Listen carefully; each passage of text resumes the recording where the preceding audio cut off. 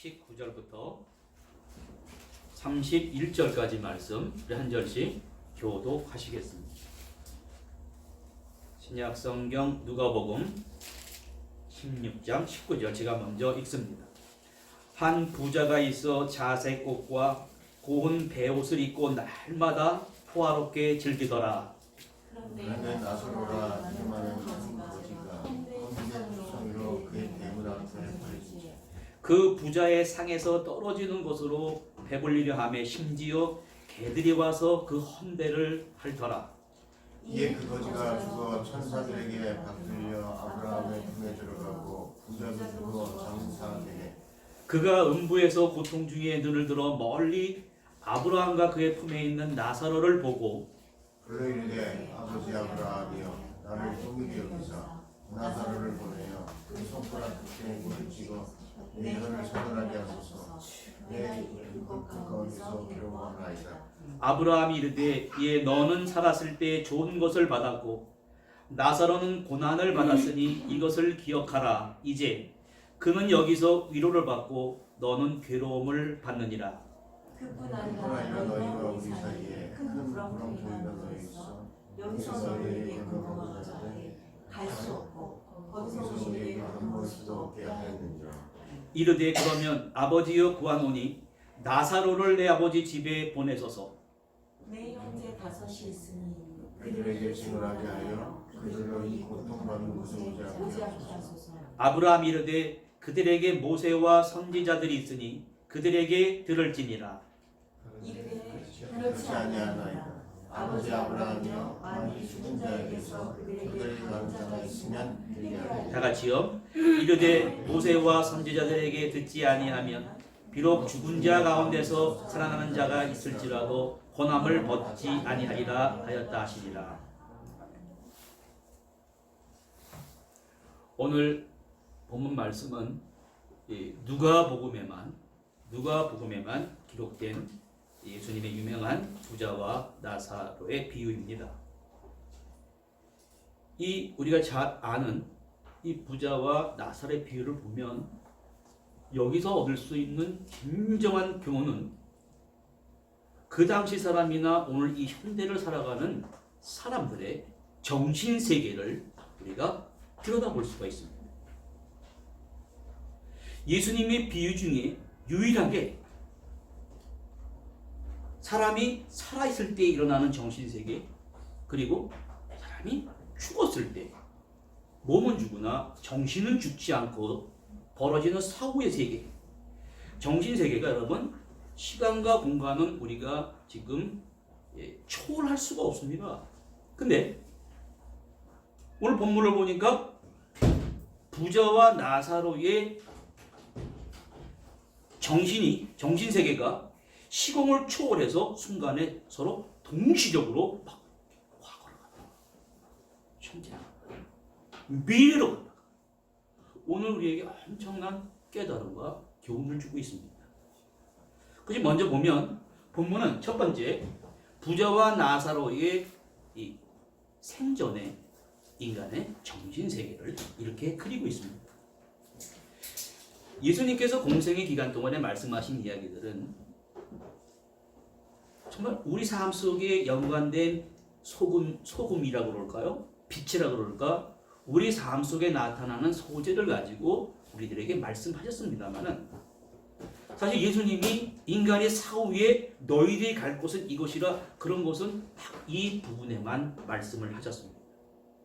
성경은 그래서 인간이 사후에 벌어지는 일들을 다루는 그 부분들을 묵시문학, 계시문학이라고 부릅니다만 오늘 본문은 하나님 앞에 누가 갈 수 있을까?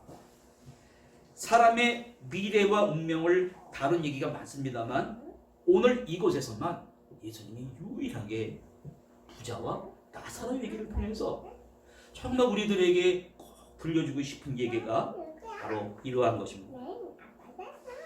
먼저 부자 얘기가 등장하는데 당시의 부자를 비롯해서 바리새인과 서기관들과 제사장들이 갖는 생각은 여기 부자가 있습니다. 오늘 부자가 날마다 호화롭게 파티를 하고 즐기고 부자로서 잘 사는 것은 하나님이 의인으로서의 보상이라고 생각을 했습니다. 날마다 파티를 하고 날마다 인조이하고 내가 열심히 인생을 수고하고 땀 흘리고 노력을 했으니까 이만한 대가를 내가 받는 것이다. 그래서 점점 이 부자들은 점점 어떻게 특권 의식과 또 교만이라는 환상 속에 사로잡히게 되어버렸습니다. 그래서 어떻게 결론 내냐면 오로지 의인만 하나님 나라에 갈 수 있다. 가난하고 무능한 사람들은 그 자체가 죄다. 그러면서 의인만 하나님 나라에 갈 수 있다.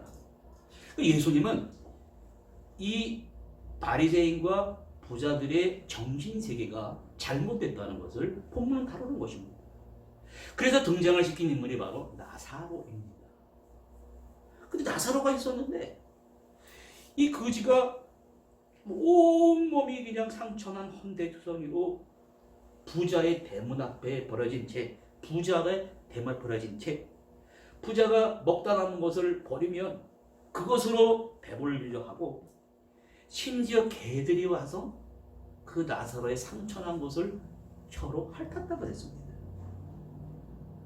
너무너무 고통스럽고 비참하게 살았다. 이렇게 당시의 사람들이 가난하고 불쌍하게 보이는 것은 저주를 받았다. 저주를 받아서 가난하게 된 것이다. 그렇게 생각했고 가장 위험한 것은 그들은 하나님 나라에 못 간다. 주님은 그것이 아니라는 것입니다. 부자들이 의로워서 하나님 나라에 가는 것만이 의인이 치르는 대가가 아니다. 그러면 왜 이렇게 잘못된 생각을 하게 되는 것일까요? 성경이 보여주는 여기까지의 인간의 이 생전의 세계는 어떻게 보면 시간과 공간의 제약을 받는 세계입니다. 시간과 공간의 법칙에 제약을 받지만 사람의 정신의 일부는 그렇지 않다라는 것을 보여주면서 우리 인간의 정신세계 속에 자리 잡은 이 이성이라고 하는 것은 사람의 생각이라는 것은 우리로 하여금 매우 좁은 한계에 좁은 세계에 매여 있도록 합니다. 그래서 그것이 다라고 생각합니다. 그래서 그 범위 안에서 조건부적인 삶을 살아가게 만듭니다. 마치 그것이 삶의 진정한 범위를 알고 있긴 한 것처럼 눈에 보이는 것들만이 시간과 공간 내에서 파악된 것만이 삶의 전부다. 그런데 그러한 생각과 그러한 비판적인 이성만이 우세할 때는 인생이 빈약해진다는 것입니다. 오늘 인간의 세계는 사람들이 생각하는 내가 열심히 일했으니 보상을 받는다. 이런 인과의를 깨버리는 것입니다. 실제로 우리는 매일매일 살아가지만 의식이라는 것이 있고 무의식 속에서 살아갑니다. 내가 의식할 수 있는 세계가 있지만 무의식의 세계라는 것은 내가 자라면서 받은 상처와 열등감과 이것은 여러분 가려져 있습니다. 가려져 있습니다. 어떻게 보면 이 죄의 디테일한 것들이 가려진 것을 통해서 어느 날 불쑥 이게 막 올라온단 말이에요.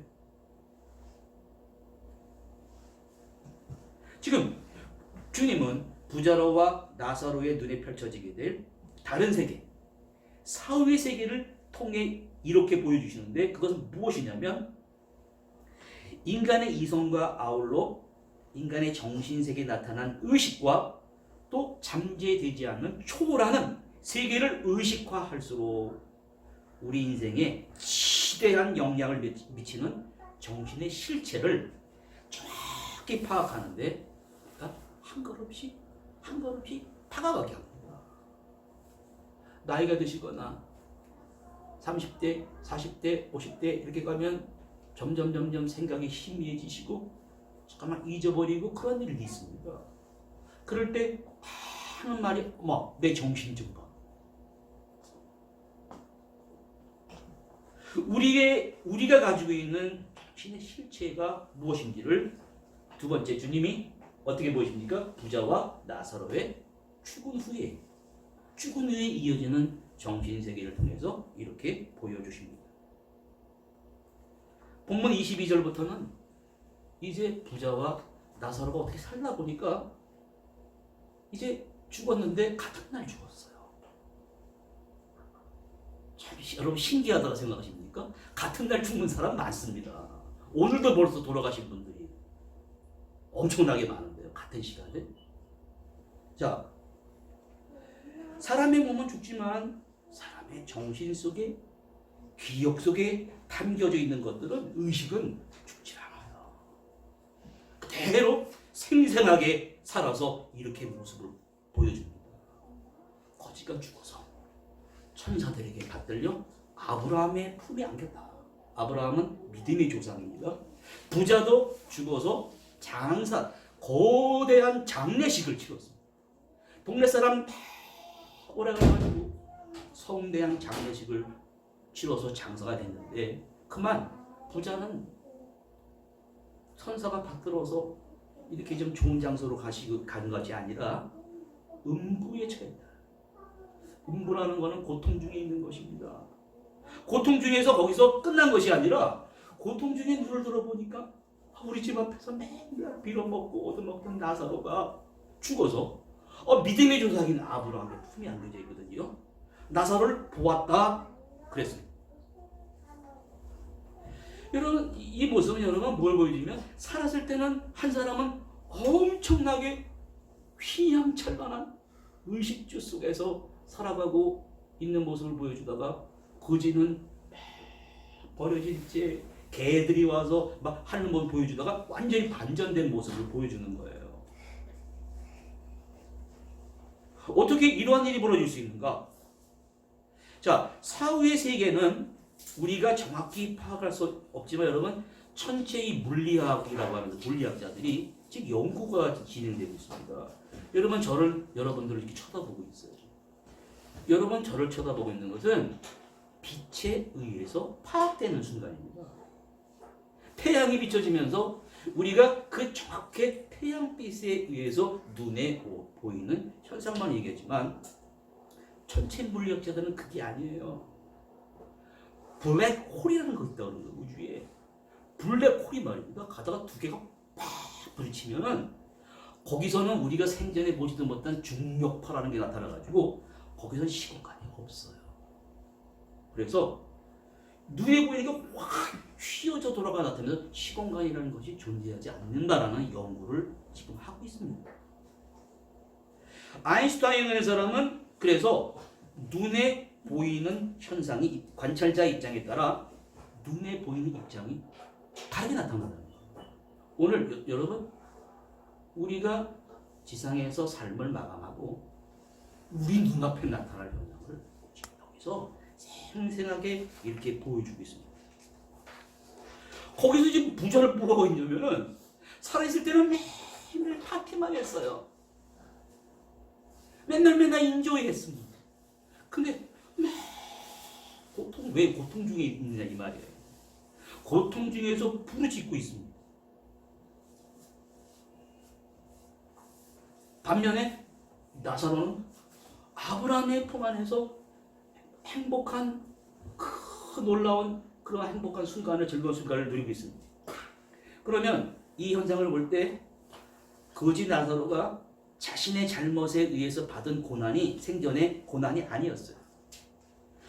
부자는 나는 살아서 부자만 천국 가는 줄 알았는데 부자만이 받는 의로움이 천국 가는데 보상이다. 그 의식 자체를 여기서 묻어뜨리고 있습니다. 그리고 뭘 또 보여주냐면 여러분 지금 감정 상태가 있지 않습니까? 기분이 좋다, 나쁘다. 그때의 인간의 감정 상태를 이렇게 보여줍니다. 어떻게 보여줍니까? 우리가 친밀한 인간의 정신과 감정은 과거와 현재와 미래라는 순간이에요. 그런데 여기서 보여주는 것은 그것이 구분이 없습니다.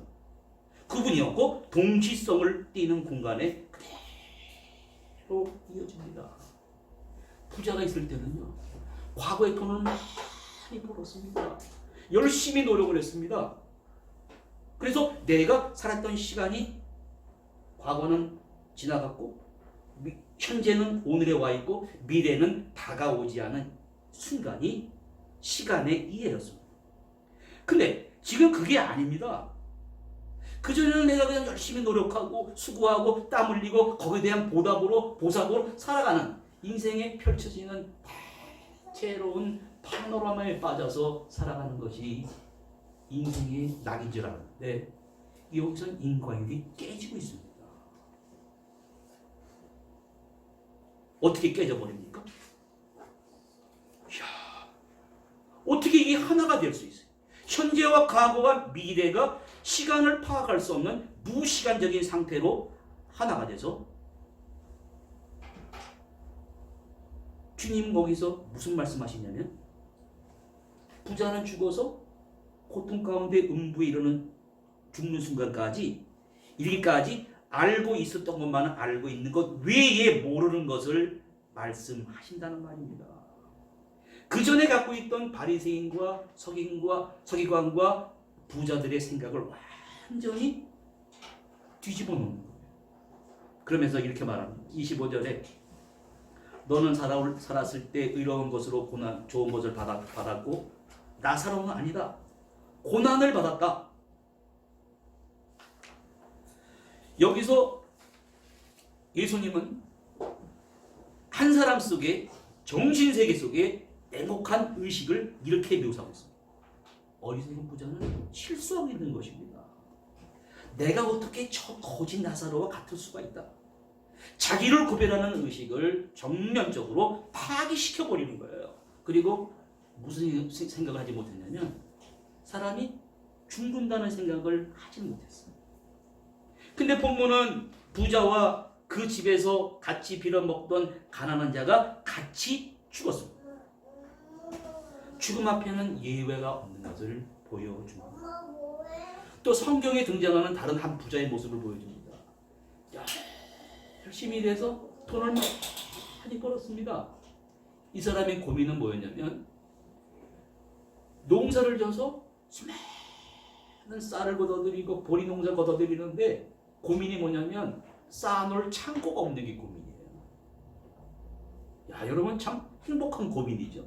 지금으로 바꿔 말하면 돈을 많이 벌었는데 내 돈을 저축할 은행이 모자라다는 거예요. 그러면서 뭐라고 그러냐면 내 영혼아 먹고 마시고 즐기자. 그런데 예수님이 뭐라고 그러냐면 이 사람은 가장 중요한 한 가지를 생각하지 못했다는 것입니다. 그날 밤이 그 부자의 마지막 날이었습니다.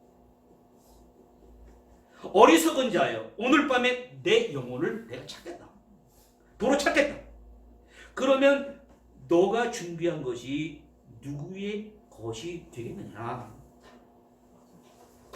지금 부자나 가난한 자나 행복한 사람이나 불행한 사람이나 모두 하나님 앞에 공시적으로 섰다는 것입니다.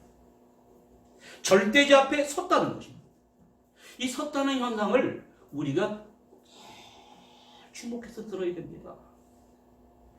칼 융이라는 사람은 수많은 정신병자나 생각이 왔다 갔다 하는 사람을 다루면서 이런 아주 의미 있는 말을 우리에게 던집니다. 어떠한 문제라도 결국은 살아있는 세계와 살아있지 않는 세계의 사이가 얼마나 근본적인 개념의 차이가 나는지의 문제로 귀결된다.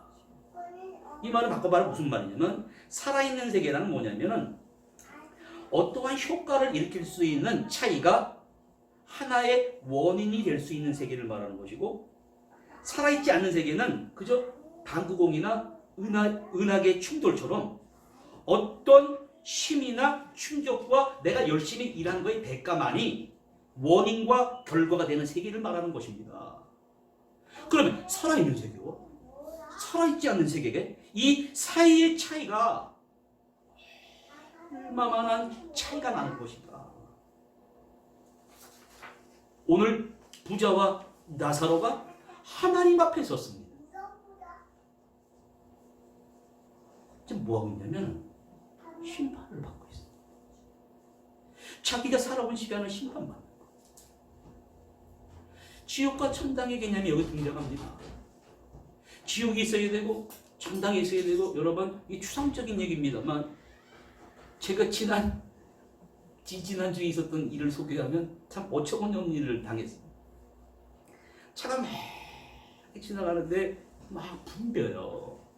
그러면 이 접촉사가 오면 전 나본 적이 없거든요.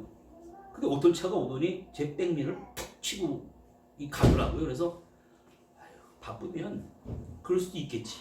그리고 앞차가 쓰더니 저를 향해서 스르르 창문을 내리면서 왜 저를 치니까 이러는 거예요. 그래서 젊은 사람이 나이 든 어르신한테 어떻게 그럴 수 있습니까? 아니, 어떻게 이게 상식 이해하고 그러시면 젊은이가 그러면 되나? 그랬더니 차에서 내려요. 명함을 달라는 거예요. 그 차는 막 밀리지요. 빵빵 그리지요. 막 식은땀이 나더라고요. 내가 나를 친 거에 대해서 내가 없던 일을 하니까 갑시다. 그때 막 번호를 적더라고요. 경찰서에 고발을 했습니다. 경찰 전화가 왔습니다. 오셔서 조사를 받아야 된다. 내가 무슨 조사를 받습니까? 있는 사실을, 그 사실을 얘기하라는 거예요. 그 사실을, 결론은 뭐야? 혐의 없음. 제가 정확하다. 그래서 CCTV가 다 있더라니까요. 다 찍혀져 있었던 거예요. 그런데 문제는 뭐냐면 아무리 바쁘시더라도 서로 명함을 주고받는 이 조치를 알기 때문에 여기에 대한 범칙금은 내야 됩니다. 그래서 그건 내가 내겠다. 여러분, 세상이 이렇습니다. 그건 아무것도 아닌 거예요. 조그만 사건입니다. 근데 기분이 별로 안 좋더라고요. 우리 삶 속에서 그러한 일 말고도 시편에서는 악인이 의인을 향해서 화살을 쏜다 그러지 않습니까? 화살을 쏘서 의인을 맞춘다는 거예요. 여러분, 부조리가 많고 모순이 많습니다. 천국과 지옥이 있어야 되지 않습니까?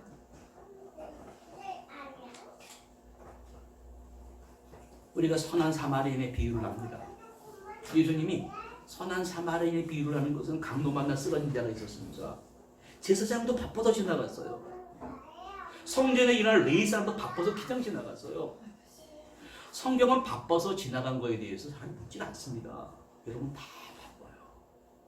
돈도 벌어야 되고 공부도 해야 되고 해야 될 일도 많습니다. 그런데 성경은 무엇을 묻고 있냐면 한 인간으로 살아갈 때 한 이웃이 아파서 고통중에 쓰러지는 걸 봤습니다. 여러분, 기장 지나갔다는 말을 이렇게 기장 이해하시면 안 돼요. 보고 즐겼다는 거예요. 왜 그러냐면 그 사건을 보고 사마리아인은 원수예요. 자기를 미워하는 사람이 지금 쓰러져 있습니다. 찾아가서 그를 불쌍히 여기고 응급처치를 하고 그를 자기 말에 태워서 근처에 있는 숙소까지 내려가서 밤새도록 잠을 안 자고 돌봐줘요. 그 다음날 아침 날이라도 뭐라고 하냐면 내가 여행길을 가는데 이 사람을 돌봐주십시오. 2달간 숙박비를 내면서 모자라면 내가 더 드리겠습니다. 여러분, 심판의 기준과 우리가 하나님 앞에 서서 동시적으로 벌어지는 일은 뭐냐면 좋은 교육 받았나가 아닙니다. 부동산을 가지고 얼마나 많이 투자를 했는가 그거 아닙니다. 단 한 가지 사람답게 사는 기준이 뭔가 내 개인주의적으로 살았다는 것을 지적당하는 거예요. 윌리엄 바클레이라는 사람은 이렇게 말합니다. 예수님이 생각하는 죄는 하나다. 굶주리라는 거예요. 사람이 생각하는 의가 아니라 오직 한 가지인데 내 이웃이 아파하고 내 이웃이 고통을 당해 쓰러져 있는데 그것을 보고 그냥 지나가면 죄라는 거죠. 살인했느냐 간음했느냐 묻지 않습니다. 그런데 이러한 이야기들을 우리가 같이 나누고 같이 옆 사람 얘기를 하면은 뭐라 그러냐면 100살이면 다 뭐라 그러냐면 내가 먹고 살기도 바쁜데 내 것을 가지고 남에게 준다고 생각을 해요. 그러면 내가 손해본다고 생각을 합니다. 개인주의를 당연한 것으로 여기며 살아간다는 말이에요. 근데 여러분, 개인주의를 당연한 것으로 여기며 살아가면 어떠한 결과가 나타나는지 생각해 보셨습니까? 성경은 바로 그 사람의 정신과 그 마음을 다룹니다. 개인주의라는 것은 한 개인에게 부여된 고유한 기질의 이 지질의 여러 가지 그 땅 속의 지질의 단층의 하나의 단층 구조와 같은 것. 개인주의는 한 개인의 정말로 갖고 있는 꿈과 비전과 그 이상을 성취시키는 것이 아니라 그냥 지나쳐 버리게 합니다. 또 자신을 억압시켜요. 나와 관계있는 가족들을 억압시킵니다. 그렇지만 성경이 말하는 온전한 지정의를 갖춘 온전한 인간의 모습은 그것이 아니에요. 한 개인을 벗어나서 내 이웃을 돌아보고 이웃을 생각할 줄 아는 깊은 사려는 더욱 성숙한 그 사람의 꿈과 비전과 사회적 실현을 이룰 수 있다는 것을 말하는 것입니다. 그러면 우리가 하나님 앞에 서게 될 때 오늘 이 시대를 살아가는 우리의 사물을 바라보는 평가의 기준이 뭔가, 시금석이 뭔가를 우리가 묻고 있습니다. 일시적인 것에 관련되어 있습니까? 개인주의적인 것만 가지고 살아가십니까? 아니면 거기서 벗어나서 조금 더 나은 세계, 조금 더 나은 영원한 세계. 그런데 자꾸만 안에서 뭐라고 그러냐면 당신의 미모가 있습니다. 당신의 재능은 뛰어납니다. 그런 소유를 고집할수록 그의 삶은 여러분 본인 스스로 만족하지 못하게 되는 것이고 비참하게 되는데 왜? 의식 자체가 한정되어 있습니다. 그때 인간의 정신이 제약을 받게 되는데 인간의 정신이 제약받을 때 나타나는 현상이 시기예요. 질투하는 것입니다. 어떻게 우리 정신이 이런 곳에 접속되어 있는 것만 모르고 이렇게 살아갈 수 있는가? 성경은, 주님은 우리에게 묻는 것입니다. 또 어떻게 해야 되는 거예요? 도리를 다 해야 되는 것입니다. 내 이웃이 마음 아파하고 겉으로 보면 멀쩡해 보입니다만 안으로 들어가서 얘기하면 다 아픔과 문제들을 안고 살아갑니다. 같이 함께 되는 것입니다. 나사로를 불쌍히 여겨야 되는 것입니다. 그냥 지나갔다는 거예요. 그냥 보고 즐겼다는 것입니다. 나는 의인이니까 의로워서 잘 살아 천국 가야 되는 것이고 너는 가난하고 병들었으니까 너는 지옥 가야 된다. 여러분 이거 정면으로 뒤엎는 얘기입니다. 여러분 하나님 나라 역사는요 피라미드 같은 거 엄청나게 세우고 그렇게 하자는 얘기가 아닙니다. 그거 세워봐야 시간 지나면 먼지와 잿더미 위에 앉아 있습니다. 이웃을 돌아보라는 거예요. 여러분 자꾸만 왜 이웃을 돌아보라 그러냐면 그 이웃들은 내가 손을 잡아 일으켜주지 아니하면 일어날 수가 없는 사람들이에요. 도와주면 내게 남는 게 뭐 있냐고요? 그런 생각을 버리라는 것입니다. 부자가 나사로를 불쌍히 여길 줄을 알아야겠습니다. 지금 그런데 여러분 성경은 참 재미있는 사건을 보여줍니다. 사후 세계에 이르러서 생전에 깨달아야 됐던 본결적인 인생의 심성을 깨닫고 벌어지는 일을 이렇게 보여주는 거예요. 부자는 자기만 생각했지만 한 줄기 남아있는 한 줄기 빛이라고 해서 양심 같은 것이 그래도 있었던 모양입니다. 지옥에 갔지만 마음은 착했던지 이 고통스러운 곳에 내가 와서 이 고통을 받는데 내 형제 5명이 남아있거든요. 비록 자신은 여기 왔지만 형제 5명은 제발 여기 안 왔으면 좋겠다는 생각을 그때 가서 했습니다. 그리고 아브라함 믿음의 조상인 아브라함이 뭐라고 그러냐면 이렇게 말해요. 그 품에 있는 나사로를 부활시켜서 그 내 형제들에게 보내달라고 합니다. 여기서 보내달라고 해서 뭐라 그런지 말 안 나와요. 그 말이 뭐냐면 제발 지금부터 개인주의 살아가지 마라. 인생은 당신 문제가 아니다.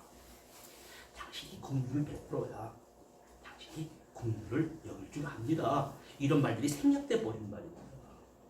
이 말을 가서 전하라는 거예요. 그래서 제발 내가 고통받는 이곳에 오지 않게 해달라고 아브라함에게 하니까 아브라함이 뭐라 그랬는지 아십니까? 이런 말을 했습니다. 그 5 형제들에게 모세의 오경이 있고 네 성중에 우거하는 고아와 객과 과부와 나그네에게 함께하라. 그러면 네 하나님께서 한 축복을 네게 안겨주리라. 이런 말씀이 있다라는 거예요. 나사로를 살려서 네 형제들에게 보내서 말을 한다 하더라도 듣지 않는다는 거죠. 우리가 성경을 보고 어려운 문제가 발생될수록 말씀을 보고 기도를 합니다. 그런 가운데 하나님의 음성을 듣는 게 정상적인데 가다가 이 정상적인 방법을 이탈해서 들으려고 하는 사람들이 우리 주변에 많이 있습니다. 여기서 그 잘못된 것을 지적하는 거예요. 모세와 선지자와 있는 말씀을 믿지 않는 사람들은 아무리 기상천외한 초자연적인 기적이 나타나서 죽은 사람이 가서 말할지라도 안 듣는다. 그 증거가 뭔지 아십니까? 예수님이 부활하셨을 때 안 믿었어요. 예수님이 살아생전에 죽은 나사로, 여기서 다른 나사로입니다. 나사로가 무덤에 갇혔다가 며칠 지난 나사로를 예수님이 살렸습니다. 그 나사로가 산 것도 믿지 않았습니다. 그런데 여러분 잘 들으셔야 됩니다. 이 부자의 항변은 이 부자의 항변이 아니에요. 나의 항변일 수가 있으시죠. 그게 아닙니다. 난 지옥에 너무너무 고통받고 있어요. 내가 가난한 자를 쳐다보지 아니하고 국리를 여기지 않은 죄가 얼마나 큰가를 며칠 전에 나랑 동시에 죽은 나사로를 보고 내가 지금 여기서 알았습니다. 그러니 제발 그 나사로를 내 형제들에게 가서 제발 착하게 살아라. 이 고통받는 곳에 오지 말게 하라. 이걸 말하면 내 형제들은 올바른 믿음을 갖게 될 것입니다. 그게 아니에요. 그렇지가 않다는 것입니다.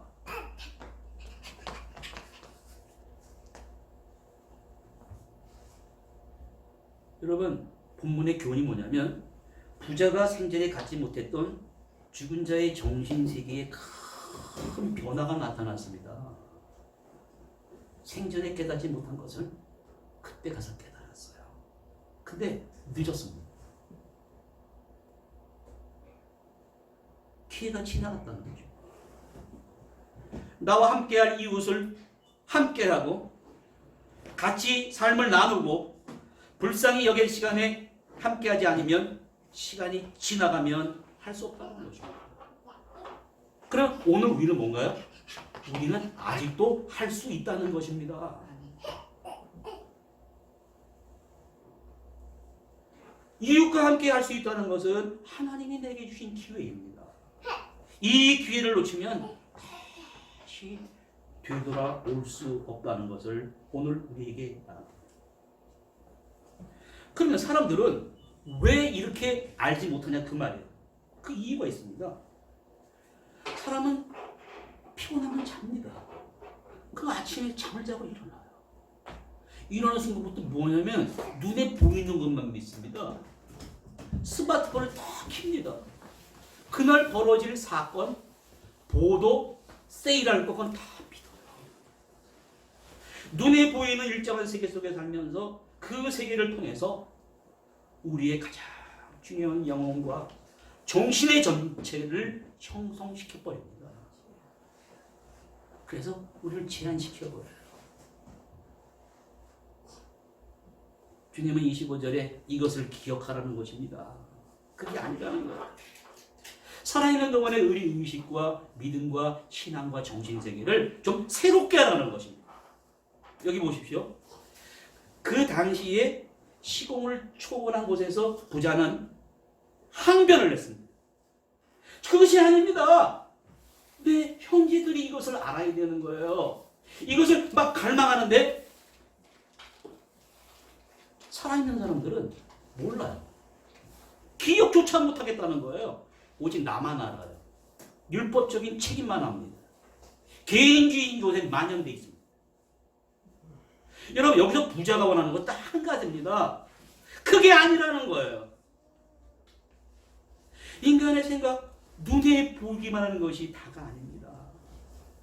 곧 나에게 펼쳐지는 과거와 현재와 미래가 하나로 쫙 연결되는 그 동시성의 세계를 인정하라는 거예요.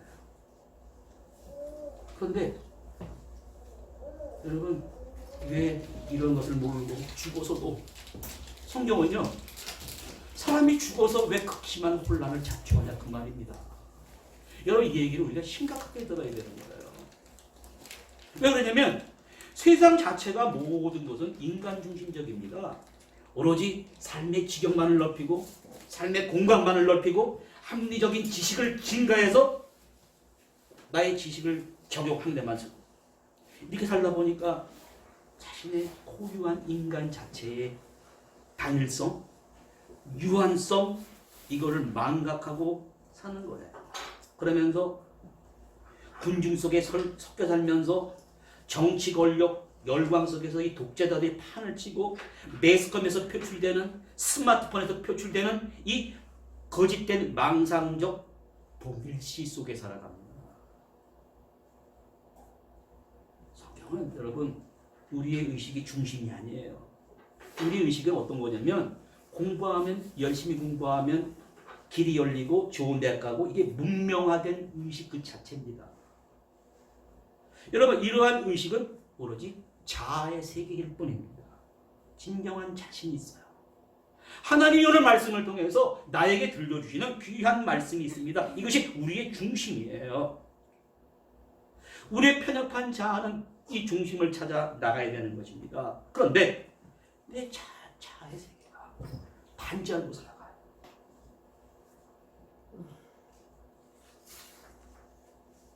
그런 세계가 존재하지 않는다고 생각을 합니다.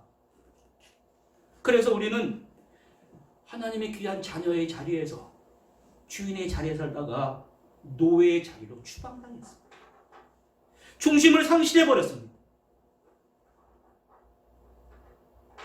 그런데 오늘 부자와 나사로에게는 우리에게 뭘 보여줍니까? 예를 들면 깊은 산속에 고목들이 있습니다. 어마어마한 큰 고목을 베어버리면 그 나무에 나이테라는 것이 있다고 그러고 그 베어버린 그 나이테라는 것을 보고 그 고목이 살아온 그 연수 어떻게 자란 발육 상태 어떻게 살아온 그러한 것을 다 알아볼 수 있다고 합니다. 에덴 동산을 상실한 아담의 후예들은 서글픈 운명에 맺혀 살아갑니다. 그러나 이 부자의 항변을 통해서 우리가 살아온 삶의 나이테를 들여다볼 수 있어야 됩니다. 그래서 이 부자의 항변을 통해서 우리가 빼앗겨 버렸어요. 하나님의 자리, 어떤 주인의 자리, 빼앗겨버린 그 자리를 다시 찾아야 됩니다. 자기 고유한 중심의 자리, 저 미래에 성큼 다가오는 나의 과거와 현재와 미래가 동시적으로 펼쳐질 그 세계를 내가 바라보면서 승리하시는 성도님들 되시기를 간절히 바랍니다. 기도하시겠습니다. 하나님 아버지, 오늘 주신 말씀을 통해 우리의 제한된 시각과 이성의 판단을 넓게 열어주시오니 감사드립니다.